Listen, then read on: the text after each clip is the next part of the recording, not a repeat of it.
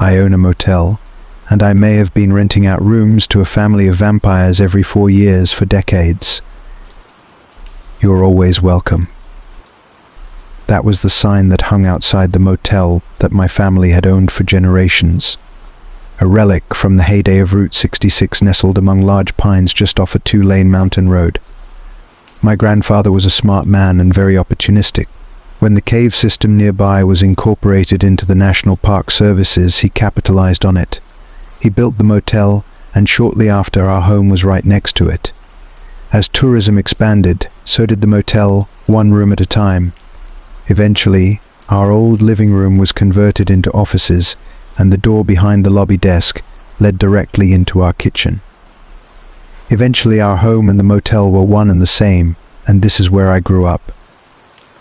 My grandfather passed down the business to my father when my sister and I were born. My father had also grown up in this isolated motel, so my mother always said he was hesitant to force the same fate on us. When my grandfather died suddenly, though, it was less of a choice and more of fate forcing itself on him.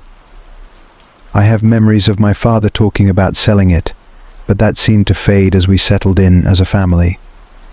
Things seemed to go well for us for a while at least. I remember this part of my childhood fondly. We lived in a place that seemed to be only described in fantasy books. My sister and I would play in the woods and wander down to the caves, where we enjoyed free admission just for being cute kids and the only locals for miles around. These were the good times. Unfortunately, shortly after my older sister's 9th birthday, she began to get sick. The doctors in the city wanted to see her often, and it was not easy for my parents to get down the mountain in our old truck. She was diagnosed with a rare form of leukemia a week before her 10th birthday. I don't remember her death, but I remember the weeks leading up to it. When the doctors informed them that there was nothing more that could be done, my parents insisted on bringing her back up to us, to the motel. They set up some machines and other medical stuff in her room to help ease the pain. I was not there when she died. My parents, for whatever reason, sent me to my aunt's. Looking back now, I understand why. When I returned, though, my sister was gone. My mother did not take her death well. My sister's room was cleared of any trace that she once lived there, and I was not allowed to say her name. Every day there seemed to be less and less evidence that she had ever even lived there. Eventually, my mother went so far as to remove any photo we had of her from the house. By the time I was a teenager, there was truly no trace left of her existence. I hate to admit it, but my memory of her face had even gone, but I remembered that she smelled like soft lavender. I left the motel when I went to college and lived an exciting yet uneventful life far away from that small spot on the mountain. But as my parents grew older, they needed more help, and I felt myself drawn back to that old mountain motel.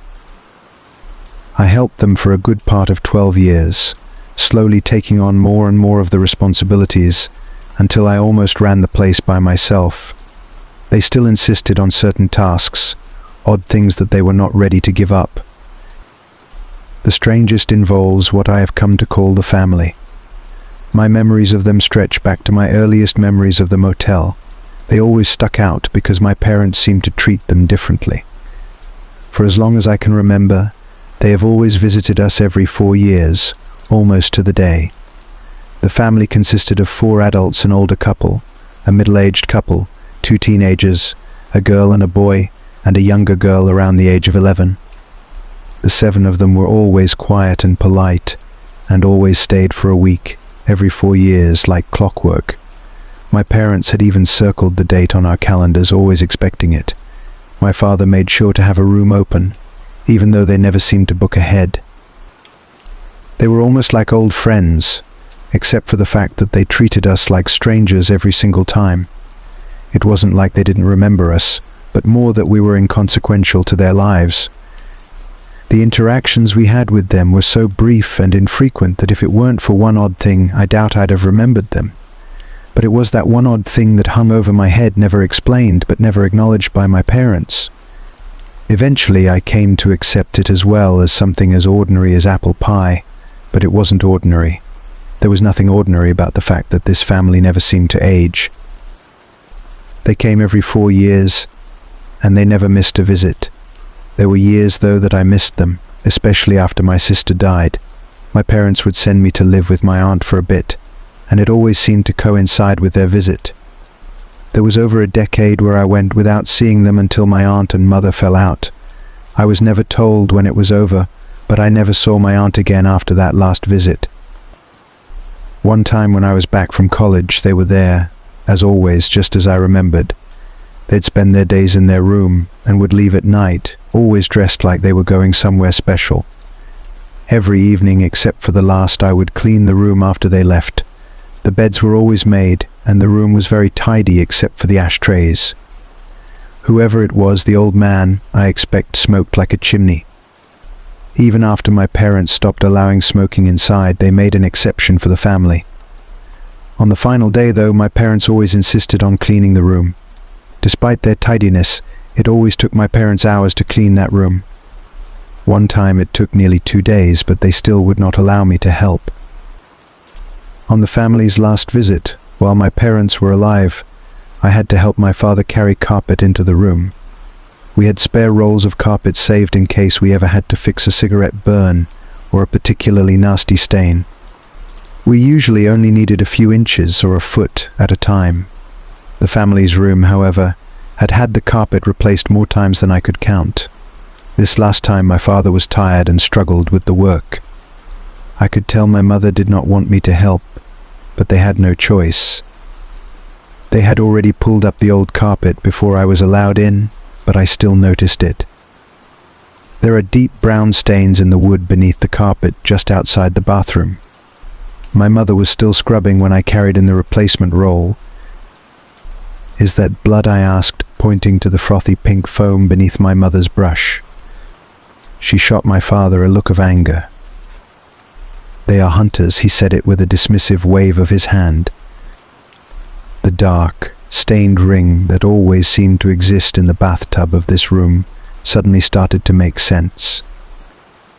"This is a lot of blood," I said, hoping for more answers. "It was probably a big animal," my father replied, annoyed.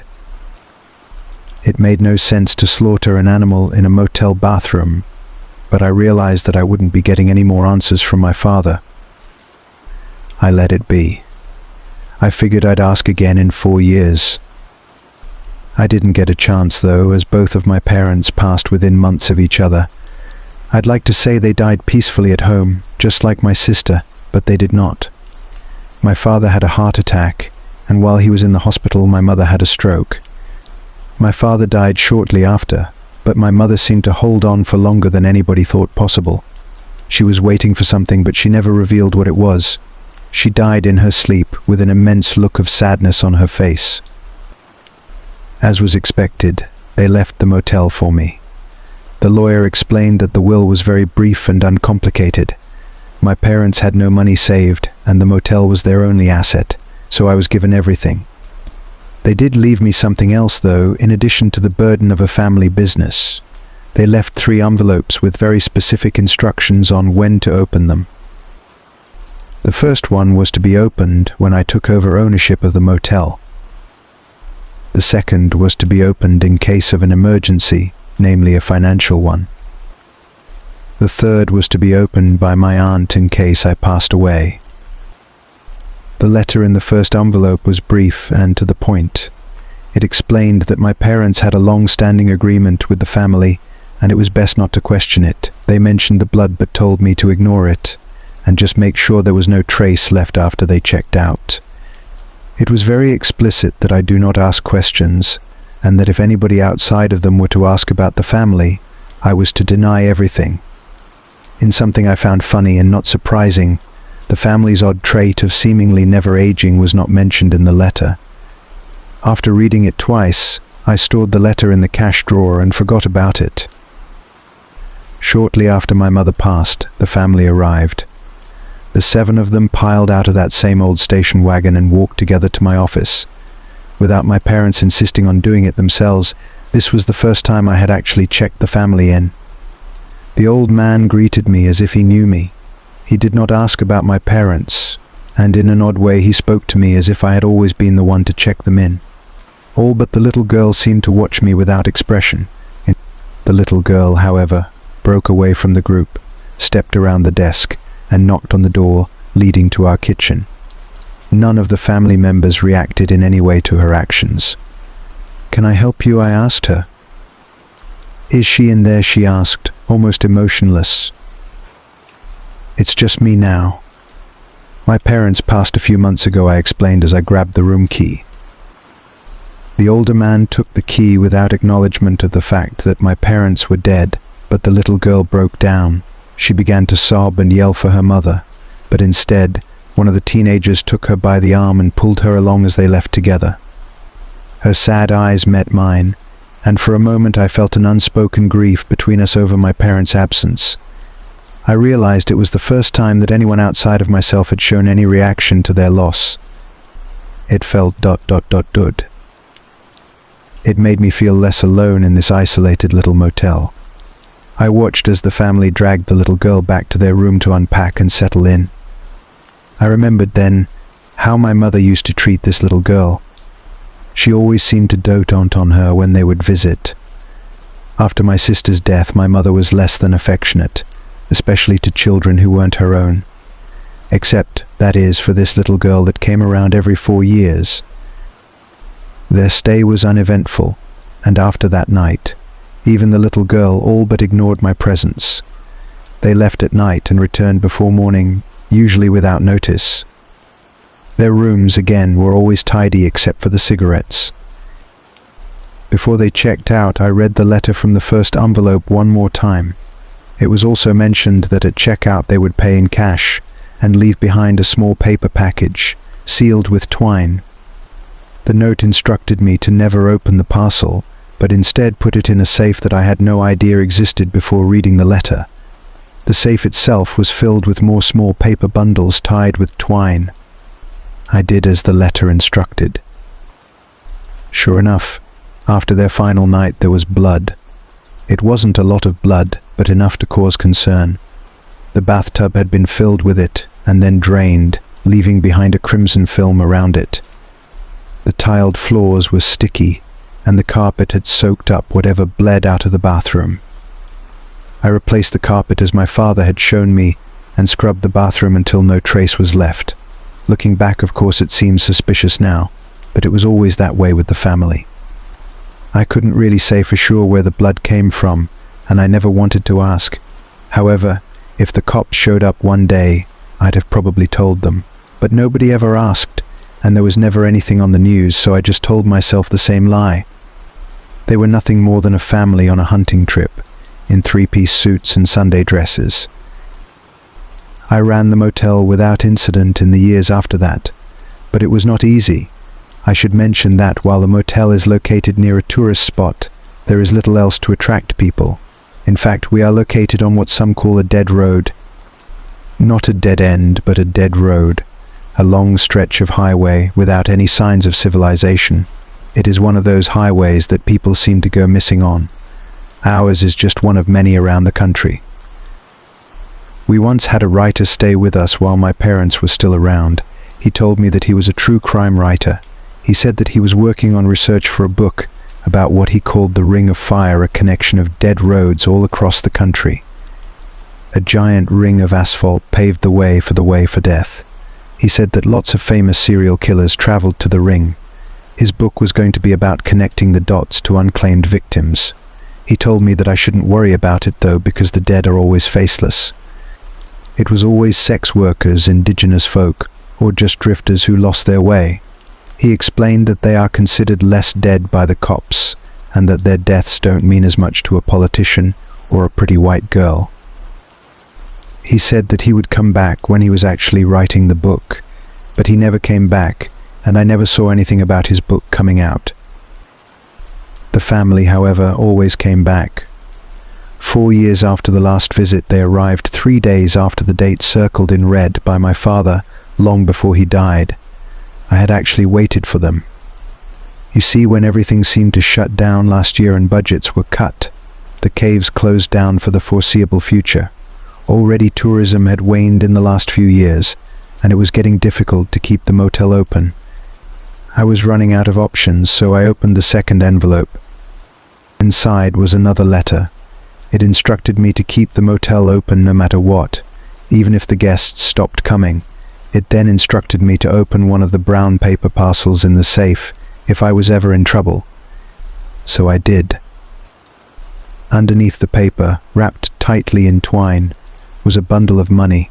It was various bills stacked in no particular order, but one bundle alone was enough to carry me through a slow season.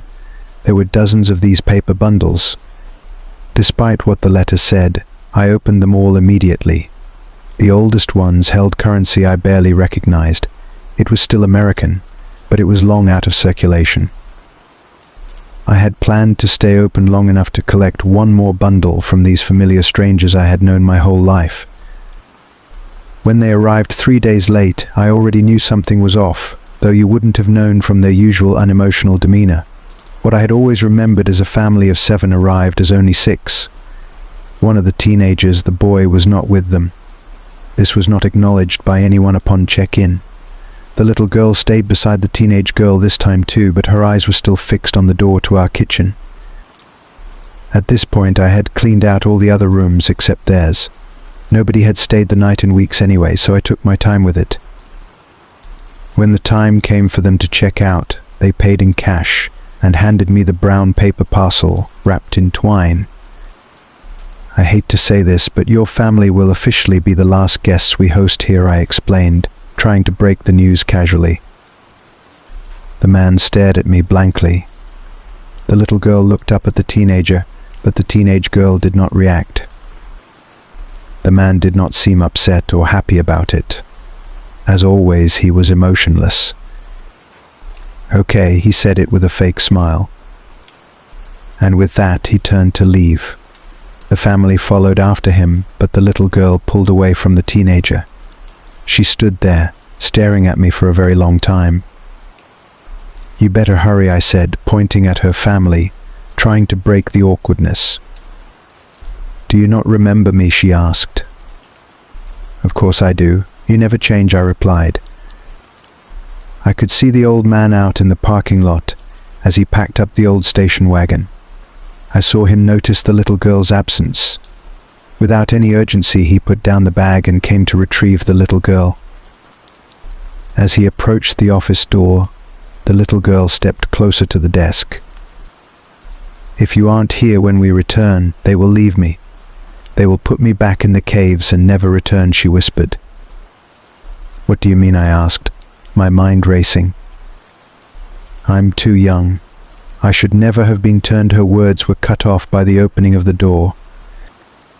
The old man stood in the doorway, his gaze fixed on the little girl. Neither of them exchanged words. The little girl left, but not before giving me one more pleading glance. Once they left, I waited to clean the room. I counted the bundle of cash left in the paper parcel. It was enough to carry me through 2 seasons, but more so, along with the rest, it was enough to start a new life.